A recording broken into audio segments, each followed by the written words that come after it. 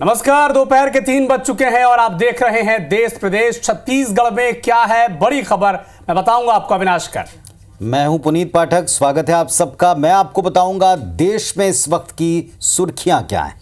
नमस्कार, मैं आपके साथ हितेश व्यास और हम बात करेंगे मध्य प्रदेश की बड़ी खबरों की। कौन सी खबरें आज सुर्खियां बनी, यानी छत्तीसगढ़, मध्य प्रदेश समेत देश की हर बड़ी खबरों से अपडेट कराएंगे हम 3 एंकर्स एक साथ। तो चलिए अगले आधे घंटे रहिए हमारे साथ देश प्रदेश के इस बुलेटिन में और 30 अहम खबरों का पूरा अपडेट पाइए सिर्फ IBC 24 पर।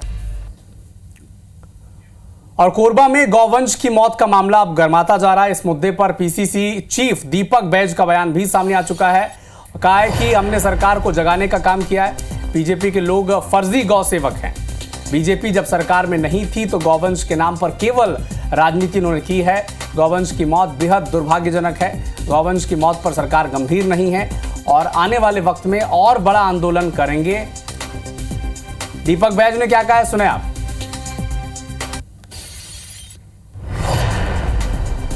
बड़ा गौरक्षक अपने आप को बोलते हैं भारतीय जनता पार्टी के नेता। ये फर्जी गौरक्षक गौवंश की रक्षा नहीं कर पा रहे और सिर्फ सरकार में नहीं रहते तो गौवंश के नाम से राजनीति करते हैं और आज सरकार में आने के बाद गौवंश की रक्षा नहीं कर पाते।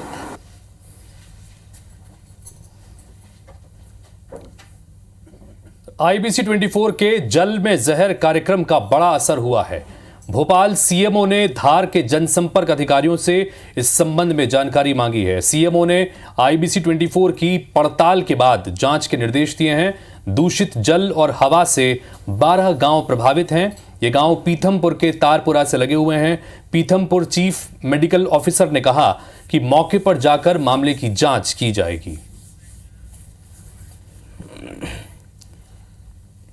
और अब आज की सबसे अहम खबर, जम्मू कश्मीर विधानसभा चुनाव को लेकर अब पार्टियां अपने प्रत्याशियों की घोषणा कर रही हैं। भारतीय जनता पार्टी ने भी आज अपने कैंडिडेट की पहली लिस्ट जारी की, जिसमें अब फाइनली 15 प्रत्याशियों के नाम हैं। राजपुरा से अर्शीद भट्ट, अनंतनाग पश्चिम से रफीक वानी, किश्तवाड़ से शगुन परिहार, पाडेर नागसैनी से सुनील शर्मा, भदरवाह से दिलीप सिंह परिहार, डोडा से गजय सिंह राणा, डोडा पश्चिम से शक्तिराज परिहार को उम्मीदवार बनाया। इसके पहले सुबह 10 बजे भारतीय जनता पार्टी ने कैंडिडेट की अपनी पहली लिस्ट में कुल 44 उम्मीदवारों के नाम दिए थे, लेकिन कुछ ही देर बाद बीजेपी ने इसको वापस ले लिया और अब नई लिस्ट दी है जिसमें सिर्फ 15 उम्मीदवारों के नाम घोषित किए हैं। और अब छत्तीसगढ़ के एक बहुत चर्चित मामले की तरफ रुख करते हैं। छत्तीसगढ़ सरकार ने महादेव ऑनलाइन सट्टा ऐप मामले के सभी केसेस अब CBI को सौंप दिए हैं और इस मामले में CBI अब भविष्य में कार्रवाई करेगी। प्रदेश के गृह मंत्री विजय शर्मा ने ये जानकारी देते हुए बताया कि राज्य सरकार ने इस संबंध में नोटिफिकेशन जारी कर दिया है और साथ ही ये भी कहा कि महादेव ऐप मामले में किसी को भी बख्शा नहीं जाएगा। ये भी आपको याद दिला दें कि करोड़ों के महादेव सट्टा ऐप घोटाले के आरोप में पूर्व की भूपेश सरकार लगातार घिरी रही थी इस आरोप में और महादेव सट्टा ऐप का मामला विधानसभा से लेकर लोकसभा तक में उठाया जा चुका है। साथ ही विधानसभा और लोकसभा चुनाव में ये मुद्दा भी राजनेताओं ने और भारतीय जनता पार्टी ने खासकर खूब उठाया था। ये 70 केसेस थे महादेव ऐप के संदर्भ में जो सामान्य थानों में थे। EOW में भी एक केस था। इन सारे प्रकरणों को कुछ दिनों से कुछ चर्चा थी, प्रदेश में विभिन्न बातें होती थी, ये क्यों नहीं, वो क्यों नहीं, ऐसा क्यों, वैसा क्यों। एक प्रदेश से बढ़कर के अनेक प्रदेशों का विषय हो गया था। कुछ मुखिया ऐसे सुनने में आता है कि वो कहीं विदेश में रहते हैं। इन सारे विषयों को लेकर के अब ये निर्णय किया गया है और इसका नोटिफिकेशन भी जारी हो गया है। ये सारे प्रकरण CBI को सौंप दिए गए। आज जन्माष्टमी का त्योहार मनाया जा रहा है और मध्य प्रदेश में सरकार ने जन्माष्टमी पर प्रदेश भर के स्कूलों की छुट्टी रद्द कर दी है। इस संबंध में आदेश भी जारी कर दिए गए हैं। शिक्षा विभाग ने फरमान जारी किया है कि बच्चे स्कूल आकर पर्व मनाएं। अब इस मामले पर सियासत गर्मा गई है। बीजेपी ने जहां बच्चों में धार्मिक संस्कार बढ़ाने और धर्म के रास्ते पर चलने के लिए स्कूलों में छुट्टी निरस्त करने के सरकार के फैसले को योग्य बताया है, स्वागत योग्य बताया है, तो वहीं विपक्षी पार्टी कांग्रेस ने सरकार से बीजेपी पर इवेंट की राजनीति करने का आरोप लगाया है। मध्य प्रदेश की भूमि पर भगवान श्री कृष्ण की लीलाएं, शिक्षा, दीक्षा सभी कुछ रहा है। इसीलिए डॉक्टर मोहन यादव जी की सरकार ने निर्णय लिया है कि मध्य प्रदेश में श्री कृष्ण पथे के नाम से भव्य आयोजन भी हो और साथ ही भव्य तरीके से मनाया जाए। इसी सिलसिले में सभी स्कूलों में कृष्ण जन्माष्टमी का भव्य आयोजन हो रहा है। इससे बच्चे सनातन के रास्ते पर भी चलेंगे। ये स्वागत योग्य कदम है। एक तरफ तो आप छुट्टियां दे रहे हैं जन्माष्टमी की कि लोग, परिवार, बच्चे सब अच्छे से जन्माष्टमी मनाएं, पर्व को मनाएं, और दूसरी तरफ वहीं आप बच्चों को स्कूल बुला रहे हैं अपना इवेंट करवाने के लिए, शैक्षणिक संस्थानों का दुरुपयोग कर रहे हैं। तो ये दोहरी नीति और ये जो दिखावा है, ये सरकार का स्पष्ट दिख रहा है कि ये सिर्फ और सिर्फ इवेंट करने वाली सरकार है।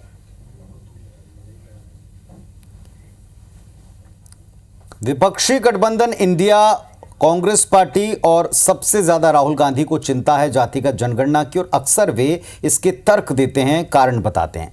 राहुल गांधी ने पिछले दिनों मिस इंडिया की लिस्ट में भी कितने लोग किस वर्ग से आते हैं, ये मुद्दा उठाकर इस पर एक विवाद छेड़ दिया। राहुल गांधी ने 24 अगस्त को प्रयागराज में संविधान का सम्मान और उसकी रक्षा इस कार्यक्रम के मंच पर कहा कि मैं तो मिस इंडिया की लिस्ट भी देख चुका हूं, क्या इसमें कोई दलित, आदिवासी, ओबीसी महिला थी? नहीं थी, ये कहकर उन्होंने कटाक्ष किया। इस बयान पर केंद्रीय मंत्री किरण रिजिजू ने कहा कि राहुल मिस इंडिया में भी अब आरक्षण चाहते हैं। बाल बुद्धि मनोरंजन के लिए अच्छी बात हो सकती है, लेकिन राहुल गांधी अपनी विभाजनकारी बातों से पिछड़े समुदायों का मजाक न बनाएं। मिस इंडिया और ओलंपिक्स के लिए एथलीट्स या फिल्मों के एक्टर्स, इन्हें सरकार नहीं चुना करती, ये प्रतिभाओं के आधार पर आगे जाते हैं। तो मैंने लिस्ट निकाली मिस इंडिया की, मैंने कहा भैया इसमें तो होगा, मतलब एक दलित महिला तो होगी, एक आदिवासी महिला तो होगी ना दलित है, ना आदिवासी, ना ओबीसी, कोई नहीं। और 90% आपकी आबादी है। अब अगर आपकी 10% होती तो कोई कह सकता हाँ भैया 10% आबादी है, ठीक है, पर 90% आबादी आपके बिना देश नहीं चल सकता। और इस वक्त छतरपुर से एक बड़ी खबर मिल रही, जहां पर कोतवाली थाने पर पथराव के मामले में पुलिस पूछताछ में मौलाना ने बड़ा खुलासा किया है। मौलाना ने तालाब में अपना मोबाइल फेंक दिया था। पुलिस मोबाइल जब्त करने के लिए मौलाना को लेकर अब तालाब पहुंची है। मौलाना इरफान चिश्ती 2 दिन पहले गिरफ्तार किया गया था। पुलिस आरोपियों के चिन्हित स्थानों पर अब जांच कर रही है।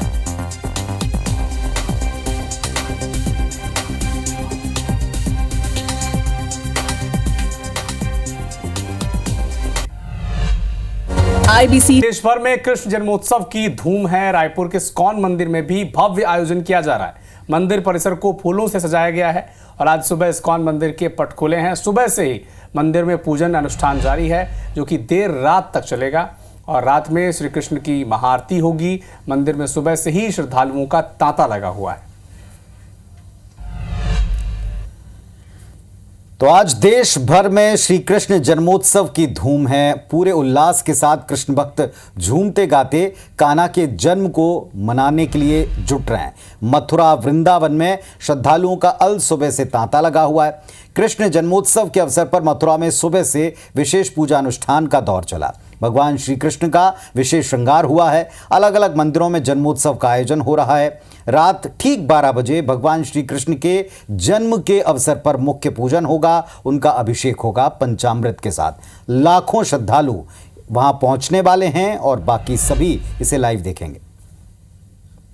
तो श्री कृष्ण जन्माष्टमी का त्योहार मध्य प्रदेश में भी धूमधाम से मनाया जा रहा है। श्री कृष्ण जन्मोत्सव के मौके पर भोपाल के बरखेड़ा स्थित राधा कृष्ण मंदिर में सुबह से ही भक्तों का तांता लगा है। बच्चे राधा कृष्ण और सुदामा के भेष में भी नजर आए। इस मौके पर केंद्रीय कृषि मंत्री शिवराज सिंह चौहान और प्रदेश के खेल मंत्री विश्वास सारंग राधा कृष्ण का आशीर्वाद लेने मंदिर पहुंचे। इस दौरान उन्होंने लोगों से कृष्ण के जीवन से सीख लेने की बात भी कही। जन्माष्टमी के दिन छुट्टी रद्द करने के सरकार के फैसले पर उन्होंने कहा कि यह बेहद सकारात्मक निर्णय है। केंद्रीय कृषि मंत्री शिवराज सिंह चौहान ने पूजा अर्चना कर शोभा यात्रा का शुभारंभ भी किया और इस अवसर पर लाडली बहनों ने उन्हें राखी भी पहनाई। तो आज देश प्रदेश में फिलहाल इतना ही। खबर अपडेट का सिलसिला IBS 24 पर लगातार जारी है। हम तीनों को फिलहाल इजाजत दीजिए। नमस्कार। नमस्कार।